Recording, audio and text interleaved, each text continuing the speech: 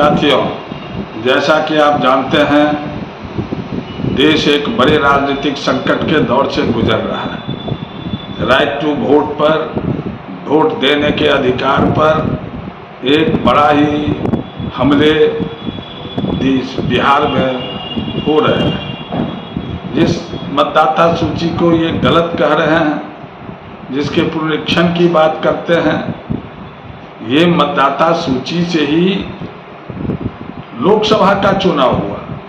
तब तक तो मतदाता सूची सही था, आज के डेट में मतदाता सूची गलत है।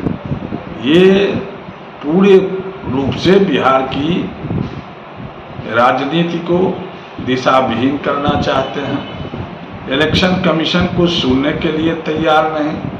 आप जानते हैं, देश के सुप्रीम कोर्ट ने भी कुछ बातों कही थी, जहाँ आप आधार कार्ड को, लेबर कार्ड को, इलेक्शन का जो कार्ड है उसको आप मानिए, लेकिन चुनाव आयोग पर इसका कोई असर नहीं पड़ रहा है और लोग इधर से इधर घूम रहे हैं। बड़े भारी पैमाने पर वहाँ गड़बड़ी हो रही है और बिना हस्ताक्षर के, बिना कोई जांच का, बिना कागज का ये फॉर्म जमा करवा रहे हैं और लंबा सूची लोगों के सामने में दे रहे हैं, जो बड़ा हिस्सा 90% लोगों ने फॉर्म भर दिया है। ये है बिहार में राजनीतिक संकट। इसके प्रतिवाद बिहार में हुए हैं।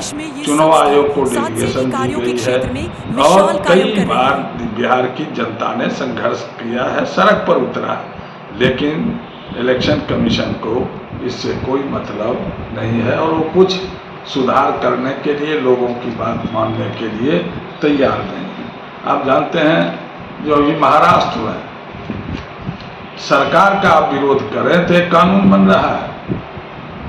आप वहां उस कानून के माध्यम से दोषी साबित किए जाएंगे, आप कल्प्रिट साबित किए जाएंगे, आपको पर कानूनी कार्रवाई होगी। जनतंत्र का एक बड़ा हमला महाराष्ट्र के आम जनता के सामने में किए जा रहे हैं। आप जानते हैं, जम्मू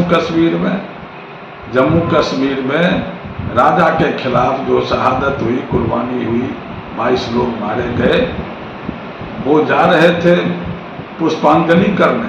वहाँ के चुने हुए मुख्यमंत्री, कम्युनिस्ट पार्टी मार्क्सवादी के नेता, जो विधायक दल के भी नेता हैं, यूसुफ तारगामी, उनको जाने से रोक दिया गया। आप नहीं जा सकते हैं। कितनी शर्मनाक बात है। जो पहलगांव में जिस रूप से 22 लोग मारे गए,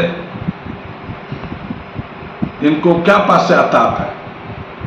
ये पश्चाताप करने के लिए भी तैयार नहीं हैं सरकार के लोग। और पूरी घटना में सरकार का फेलियोर्स है, उनके मशीनरी का फेलियोर्स है। एक पर कोई गिरफ्तारी नहीं है, कोई कार्रवाई नहीं हुई, आज तक वो मिला नहीं। ऑपरेशन सिंदूर की तमाम बातों को आप जानते हैं। अमेरिका के दबाव में जिस रूप से अमेरिका लगातार बोल रहा है, क्या बोल रहा है? हमने सीज फायर किया। जम्मू कश्मीर के मामले में तय है, नीतियां तय हैं। इस पाकिस्तान और भारत के बीच में कोई मतभेद होंगे, टकराव होंगे, तो उसका निराकरण ये दोनों देश मिल करके करेंगे। ये कुछ बातें हैं जिसकी ओर हम आपका ध्यान खींचना चाहते हैं। अभी जो सबसे बड़ी बात हुई है वो है, जो देश के अंदर में जो बंगला भाषी हैं, वो बंगाली हैं, तो बंगाली तक तो है, ठीक है, इस बंगाल तो देश का हिस्सा है, लेकिन उनकी जांच होगी जी, बांग्लादेशी है, ये सिटीजन नहीं है। ये सब लोगों ने पिछले लोकसभा के चुनाव में वोट किया, तब तो बांग्लादेशी नहीं था, आज वो बांग्लादेशी हो गया। कहने का गर्ज है कि सरकार की मानसिकता बहुत ही गड़बड़ हो गई और वो गड़बड़ मानसिकता के खिलाफ एक बड़े जनसंघर्ष की जरूरत है। बिहार में तो और एक बड़े जनसंघर्ष की जरूरत है, एक बड़े लड़ाई की जरूरत है। आप जानते हैं, केरल के जो गवर्नर हैं, उनकी दिशा क्या है? तमिलनाडु में के जो गवर्नर हैं, उनकी दिशा क्या है? उन लोगों के लिए कोई कानून कायदा नहीं है। वो कुछ बात मानने के लिए तैयार नहीं है, सुप्रीम कोर्ट के दिशा निर्देश को भी मानने के लिए तैयार नहीं है। ये है स्थिति। इसलिए बिहार में एक बड़ी लड़ाई की शुरुआत होनी चाहिए। 8 अगस्त को देशव्यापी कार्रवाई के लिए पार्टी के पॉलिट ब्यूरो ने निर्णय लिया है। हम आपसे कहना चाहते हैं कि 8 अगस्त को बिहार में एक बड़ा जन कार्रवाई होना चाहिए। सिविल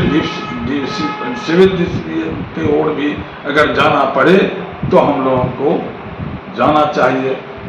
सिविल ऑबिडियंस में भी जाना पड़े तो जाना चाहिए। लड़ाई को और तेज और तीव्र करना चाहिए। हम इन्हीं बातों के साथ आपसे आग्रह करना चाहेंगे कि जनसंघर्ष को तेज कीजिए और अपने जनवादी अधिकार को प्राप्त करने के लिए अग्रसर होइए। धन्यवाद।